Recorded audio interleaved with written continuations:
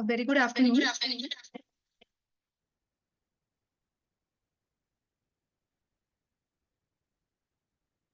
So today we shall be discussing some recent trials and how these have influenced our clinical practice.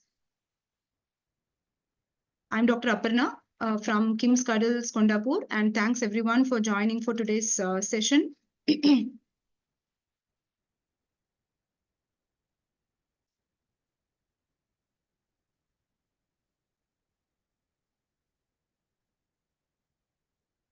So today's session, we shall be discussing under various subdivisions, starting from the newer research on the neonatal resuscitation front.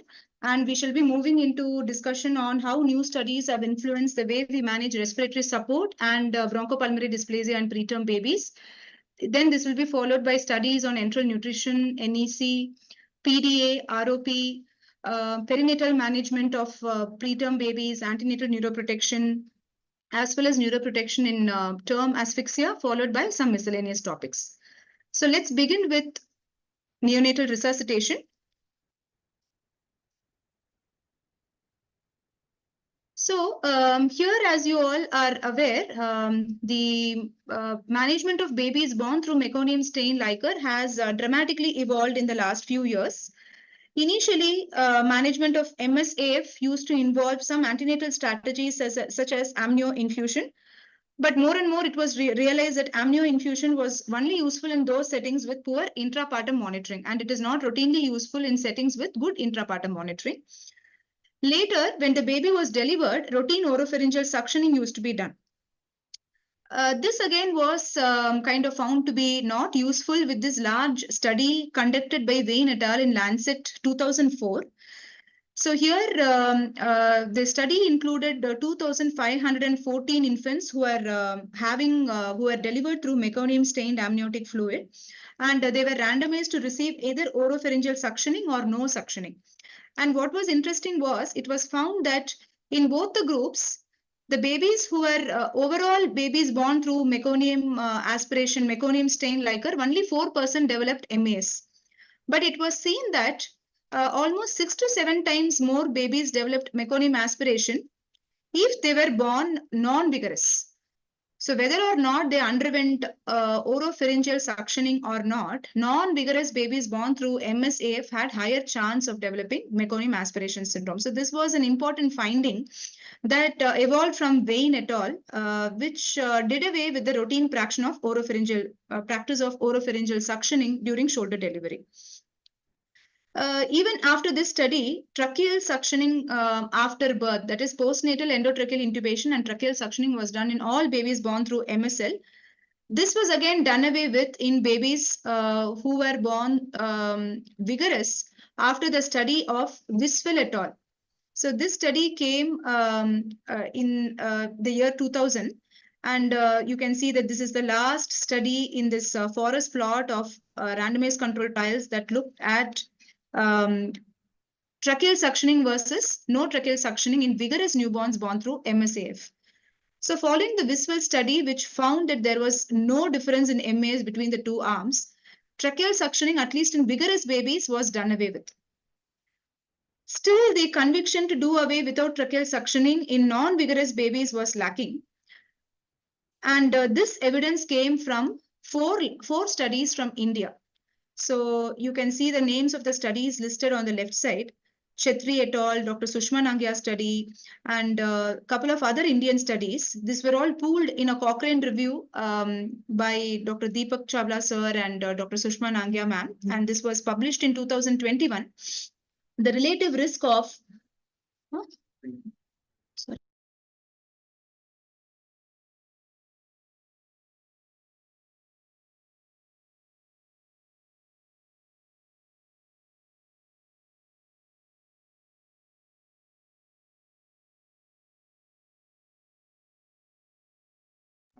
So this Cochrane meta-analysis showed that there was no difference in the incidence of meconium aspiration syndrome between babies who received tracheal suctioning versus no tracheal suctioning among non-vigorous babies born through meconium stain liquor.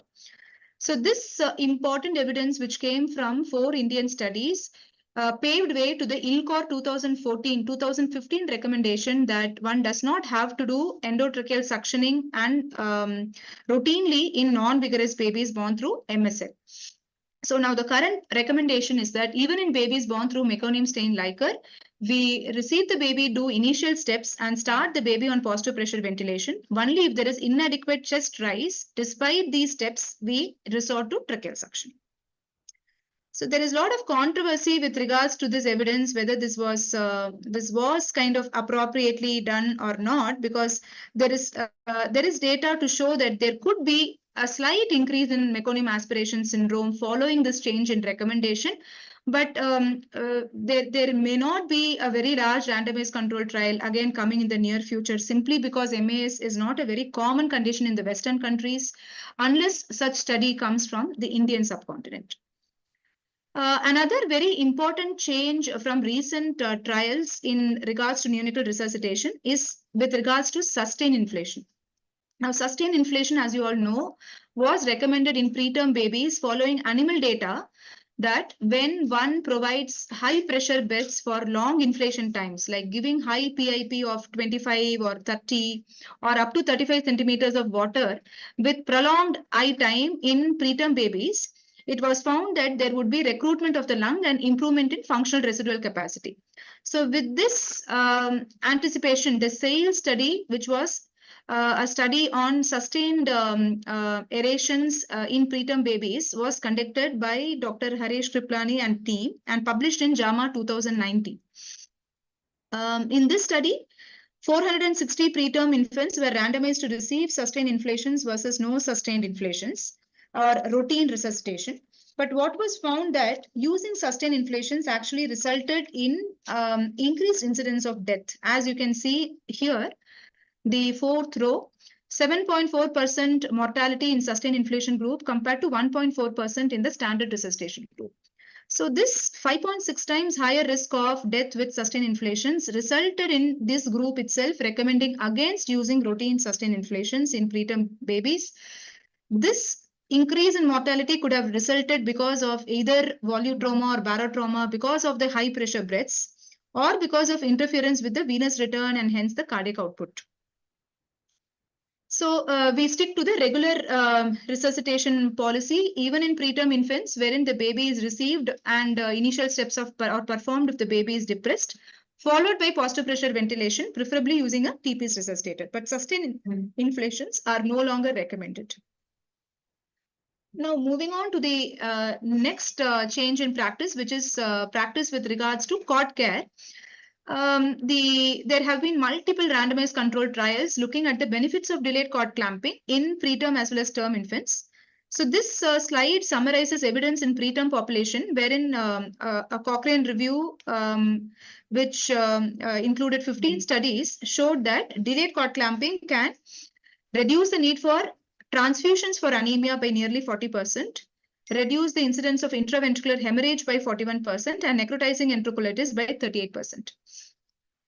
Delayed cord clamping also confers an additional 25 to 30 ml per kg of circulating blood volume and may reduce the need for inotropes and better circulatory stability in preterm population.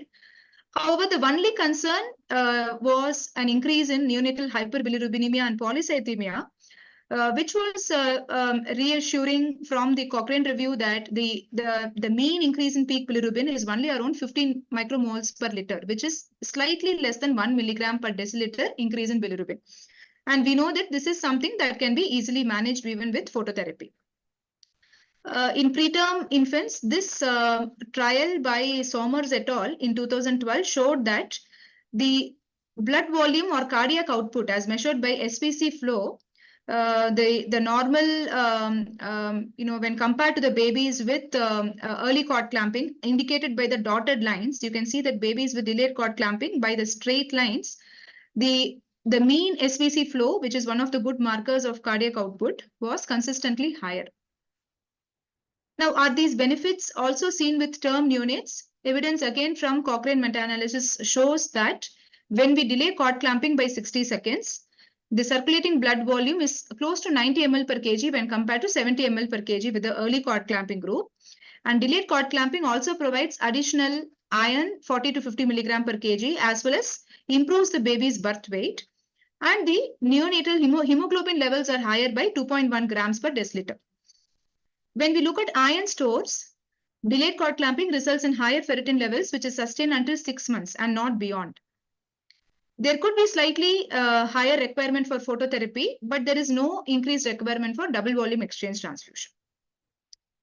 So to summarize the results, the benefits of delayed cord clamping include no increased morbidity among mothers. In term neonates, there is increase in the neonatal hemoglobin by 2.1 grams and higher ferritin levels. And in preterm babies, there is 40% reduction in the need for transfusion for anemia as well as IVH and NEC.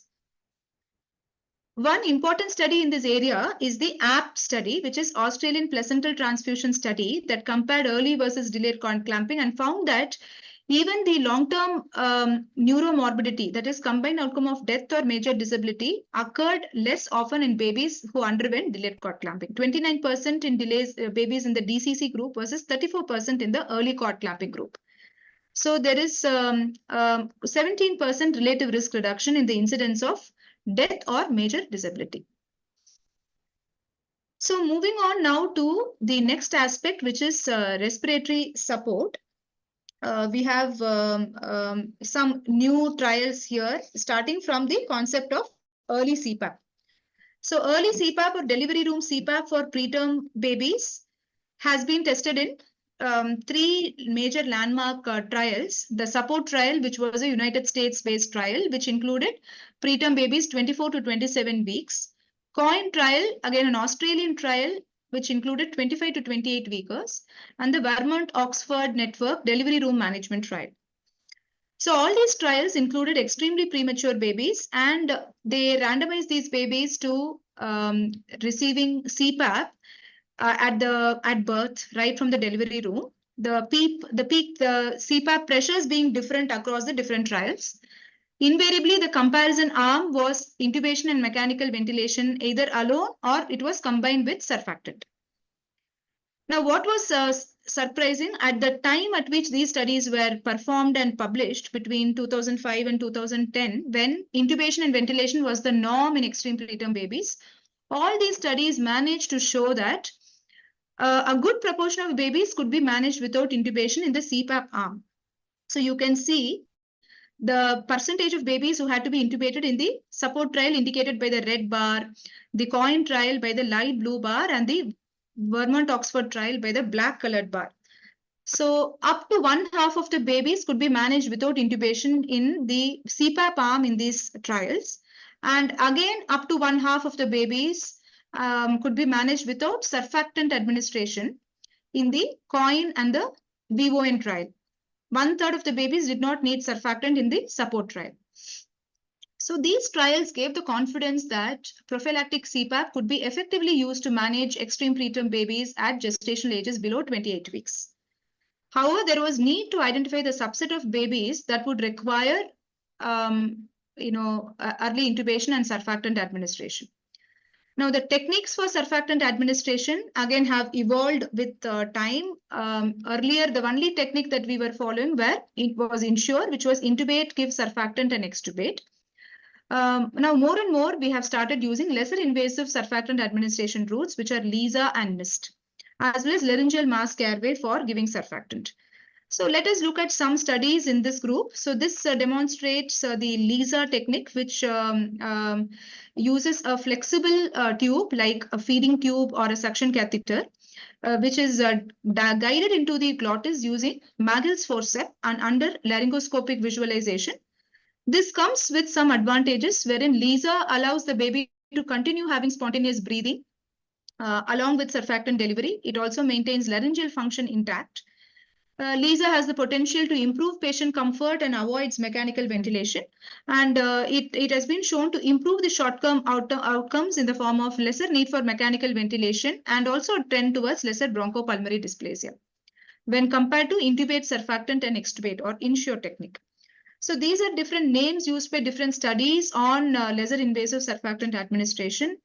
The Cologne method, as we just discussed, involves using a laryngoscope to visualize the glottis and using Magel's forceps to direct the flexible suction catheter to be placed in the glottis. And the Hobart technique uses a semi-rigid vascular catheter like an angiocath, which is a rigid catheter. Here, we need not use Magel forceps to guide it into the glottis. Now, what about recent research on this area? This network meta-analysis, which was published in 2016 in JAMA Pediatrics, looked at 7 respiratory strategies to reduce the outcome of death or chronic lung disease.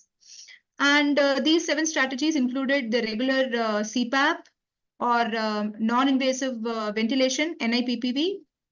They also looked at INSURE, which is intubate, surfactant, extubate, the regular technique for giving surfactant administration. LISA was one of the respiratory strategies that they tested. And then the laryngeal mask airway to give surfactant, even nebulized surfactant was analyzed in this network meta-analysis. And they used the regular intubation and continued mechanical ventilation as the comparison arm. Now, when we looked at the best strategy for reducing the combined outcome of death or BPD, you can look at the ranking here mentioned. Rank 1 was given to LISA, or less invasive surfactant administration, with the highest surface under the cumulative ranking curve. And in the next rank came NIPPV. Third rank was INSURE. So what it showed was LISA was possibly the best strategy to reduce the incidence of death or CLD as per this network meta-analysis amongst all the respiratory strategies.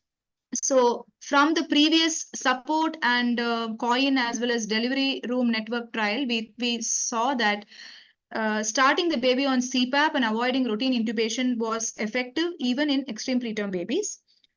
After stabilizing the baby on CPAP, one could begin with less invasive surfactant administration to achieve the maximal reduction in the combined outcome of death or BPD. However, the network meta-analysis came with a lot of problems, including small sample sizes and most of the studies having heterogeneity because the type of non-invasive surfactant administration, either it could have been with LISA or with angiocath, the type of surfactant used was different, the dose could have been different. So there was a lot of variation among studies. And also procedure-related side effects like reflux of surfactant was very common across these studies. One also needed to be aware that most of the studies used porcine surfactant or Curasurf. But the safety or efficacy with the larger volume surfactant as indicated with Neosurf and Survanta was still not known with these available studies. So as of now, there is substantial data to show that LISA or less invasive surfactant administration is one of the best techniques to reduce the incidence of death or BPD. Moving on, the definition of BPD also has evolved significantly in the last few years. So starting from this earlier definition by the NIH in 2001, which defined BPD as a baby who is requiring anything more than 21% oxygen to maintain normal saturations for a duration of at least 28 days. And subsequent grading done at 36 weeks of post-conceptional age as mild, moderate, and severe based on whether the baby requires room air, less than 30% or more than 30% oxygen. The newer 2018 definition of BPD from NICHD involves grading into grade 1, 2, and 3 at 36 weeks of PMA based on the 4 different types of respiratory support. So if the baby needs ventilation, then the baby is graded as 2 or 3 based on whether the baby needs only room air or more than 21% oxygen. If the baby requires CPAP, NIPPV or high flow nasal cannula, then based on whether the baby needs room air 21 to 30% or more than 30%, the baby falls into grades 1 to 3. And with lower flows on nasal cannula, the baby is similarly graded into grade 1 or 2 based on the FiO2 requirement. This is applicable for a preterm infant below 32 weeks with parenchymal or radiographic evidence of bronchopulmonary dysplasia and consistent need for additional supplemental oxygen to maintain saturations between 90 to 95%. So this is a newer change in our understanding of BPD definition. Some questions. So the ventilation strategy that results in the least incidence of BPD. So if you have to say in terms of a ventilation strategy, it would be NIPPV. The medication started immediately after birth that is likely to reduce BPD is hydrocortisone or caffeine. In the context of steroids, this would be hydrocortisone, best medication that has been tested early in use for likely to reduce BPD would be hydrocortisone. So we shall be discussing a little bit more in detail about postnatal steroids in BPD. The surfactant strategy that has been found to result in reduction in BPD is less invasive surfactant strategy. And now low-dose dexamethasone used in the treatment of BPD. At what risk of BPD should it be used? Again, we shall be looking at the Doyle's meta-regression to understand how to understand the best possible risk percentage or the risk for developing BPD in the infant, how this can be used to understand the rationalization of use of dexamethasone. And the most common regimen used for treating BPD is the DART regimen, which includes dexamethasone. So this study, Premilog, actually improved our understanding about the use of early hydrocortisone in the prevention of bronchopulmonary dysplasia. This was a large multicentric randomized controlled trial that used prophylactic hydrocortisone over 10 days, starting from day 1 of birth in extreme preterm babies between 24 to 27 weeks of gestational age. The cumulative dose that was used was 8.5 milligram per kg. Now, survival without BPD was significantly better in those babies who had been given hydrocortisone, the odds ratio being 1.48. But higher rate of sepsis was noted in those babies who were treated with hydrocortisone. So when it comes to the use of postnatal steroids in BPD, this is always controversial, whether this harms the baby more or whether this benefits the baby. This is a question that we all face. So how do we decide whether the given baby may have more benefit versus harm? So this is an important question for us to know. Now, Doyle in 2015 came up with this meta-regression that analyzed different rates of BPD in the control arm, that is in those babies who never got steroids. And they tried to predict at what percentage risk of BPD in control arm, the benefits of steroids would outweigh the risks. And as you can see from this figure, the risk of BPD at which, beyond which the benefit of postnatal steroids outweighs the risk seems to be something around 65%. So between 35% risk of BPD to 65%, the confidence intervals are crossing the lines of equivalence, the line of no effect, which means if the risk of BPD is less than 35% in the control arm, then using steroid may be actually harmful. It may increase the risk of death or BPD. If the risk of BPD in control arm is more than 65%, then using steroids actually reduces the risk of death or CP, which means not intervening for BPD might be more harmful. But how do we know when we are dealing with a baby whether the risk of the baby is less than 35% or more than 65%? This can be to some extent predicted by using online BPD risk calculator, as you can see in this NICHT risk calculator, which is available online. So this is a screenshot taken from the risk calculator. So we need to enter some variables such as the baby's postnatal age, gestational age, as we have entered for a baby here. So this baby is a 26-weeker, 900-gram male who is currently 7 days of postnatal age. If the baby's age is day 1, then we need to also enter antenatal steroid status. If the baby's postnatal age is day 14 to day 28, we'll have to enter the status of NEC, whether the baby had surgical stage of NEC or not.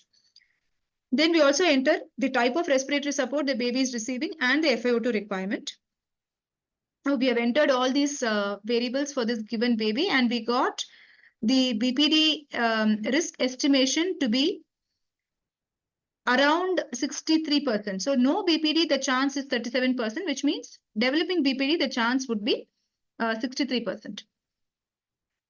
So in this particular baby, we know that if the risk is more than 65%, then there is substantial evidence to show that using corticosteroids would result in more benefit than harm. So based on this BPD calculator, we can predict, or we can kind of take the decision whether we would like to give postnatal steroids or not. And we know that postnatal steroids can cause more benefit than harm if the risk of BPD is beyond more than 65%. Some more questions. Early rescue CPAP is likely to reduce the need for mechanical ventilation and surfactant as per the support and coin trial. The relationship between PVR and lung volume is a U-shaped curve. So PVR is increased both at high as well as low lung volumes. Among different respiratory support modalities, the best strategy to reduce mechanical ventilation when used for the primary treatment of RDS is NIMV. So nasal intermittent mandatory ventilation is found to be associated with lesser need for intubation and ventilation when compared to CPAP and HFNC.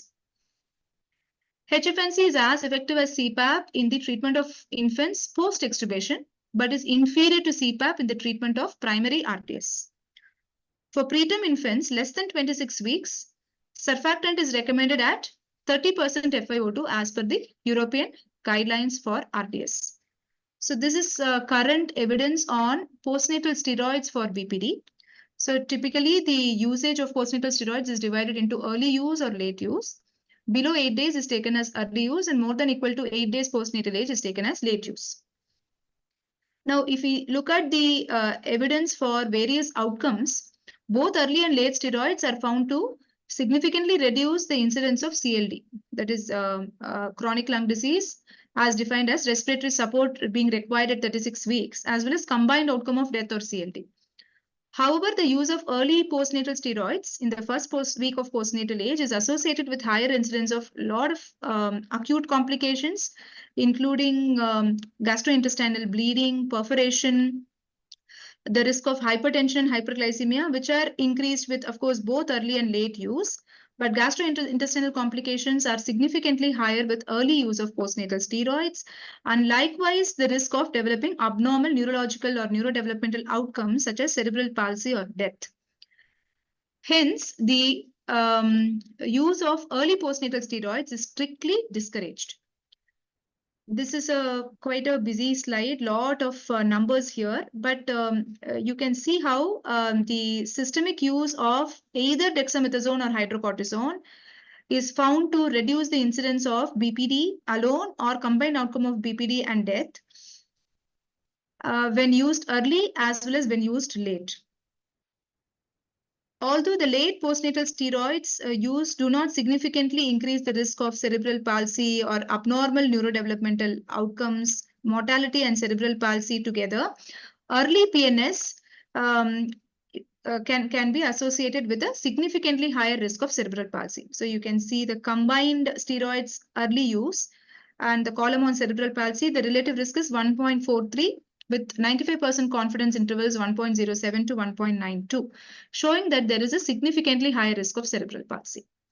So this shows that one should strictly avoid using postnatal steroids early, and when used late, dexamethasone or hydrocortisone, this is associated with an equally encouraging reduction in the outcome of death or BPD, but without much side effects, particularly without increasing the risk of long-term cerebral palsy as well as abnormal neurodevelopmental outcomes.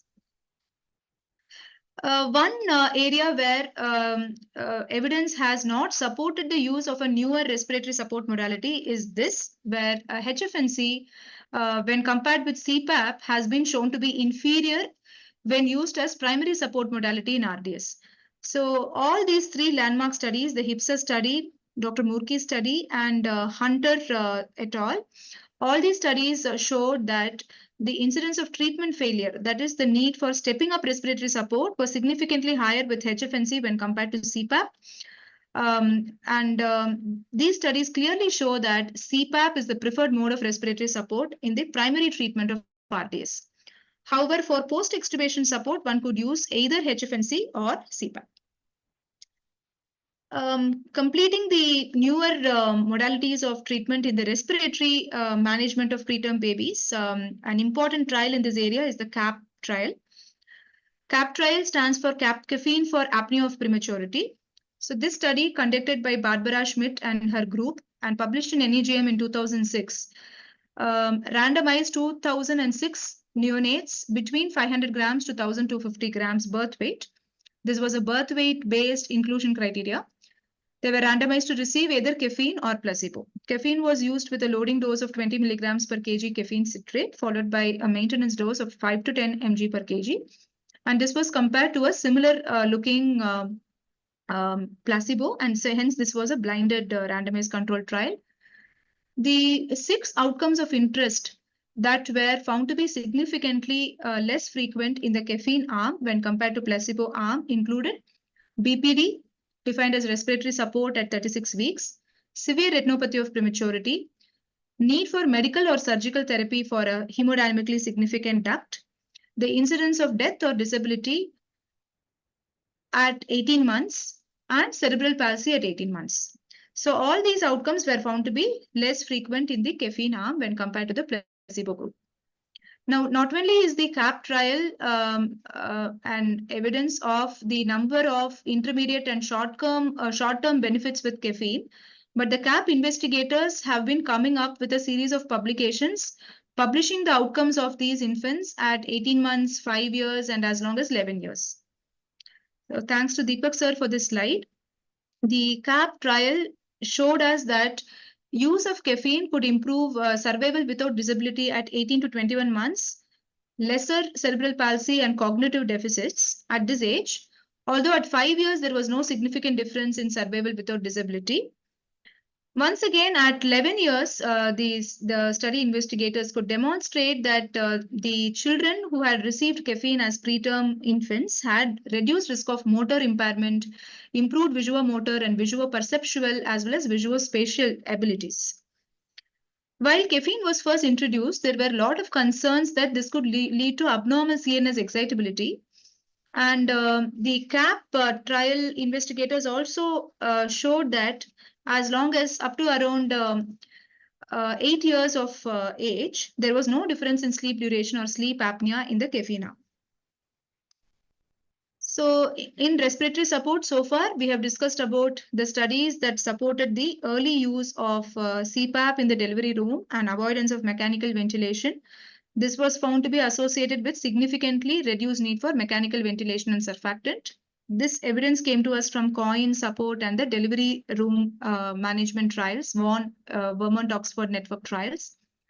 Then we discussed about the newer definition of BPD as well as the current stand in the use of postnatal steroids for the prevention or management of bronchopulmonary dysplasia, where there is evidence to show that early PNS should never be used, and if at all required, late postnatal steroids beyond 8 days of postnatal age can be used. That too, if the baseline risk of BPD is more than 65%.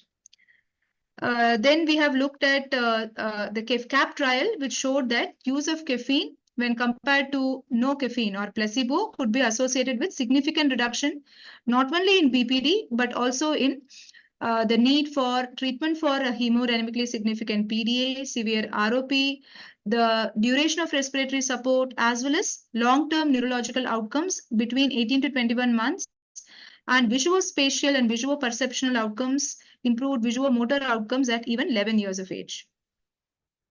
The last area we are going to discuss for the day is oxygen saturation targeting, wherein the NeoProm meta-analysis has changed our understanding. So some MCQs for us to begin. Now at birth, what is the oxygen saturation targeting that we follow? We have minute-specific norms starting from 1 minute, where a saturation target of 60 to 65% is advocated. So what is the target saturation at 5 minutes? So this is coming from the NRP ILCOR guidelines, starting from 1 minute, where the saturation target is 60 to 65, and then 65 to 70 at 2 minutes, and so on. At 5 minutes, the saturation target is 80 to 85%. So for a baby who is born preterm also, it takes 10 minutes for the saturations to reach 85 to 95%. Now, with regards to trials in saturation targeting, the earlier trials, Stop ROP and Boost 1, these looked at slightly higher saturation targets, and they found that targeting 96 to 99% saturations for stable preterm babies are not advisable because it increases the risk of BPD or prolonged need for respiratory support. Later, we had Boost 2. BOOST standing for Benefits of Oxygen Saturation Targeting. The BOOST 2 trials, which were planned, kind of pre-planned randomized control trials, which had similar study protocols, compared saturations of 85 to 89% versus 91 to 95% among preterm infants. And what they found was the best recommended saturation seemed to be 91 to 95%. This was because of the increased incidence of mortality, necrotizing enterocolitis, as well as PDA requiring surgery in the lower saturation arm, which is 85 to 89%. However, ROP was found to be slightly higher in those babies who were targeted to be between 91 to 95%, but this was still manageable with medical therapy. So following this group of studies, the current recommendation for oxygen saturation targeting in preterm babies seems to be 91 to 95%. This came from 5 neonatal prospective meta-analysis, which were clubbed together through the NeoProm collaborative initiative. And it was clearly shown that across trials, the saturation target of 91 to 95% was associated with higher incidence of ROP, but much lower incidence of mortality, necrotizing enterocolitis, and PDA requiring surgery. So we'll stop the discussion on recent trials today with this, with these 2 areas, and we shall discuss some more recent studies in the upcoming session. We shall discuss newer trials on PDA, ROP, and perinatology in the upcoming session. Thank you all for joining, and please do drop any questions that you have in the chat box.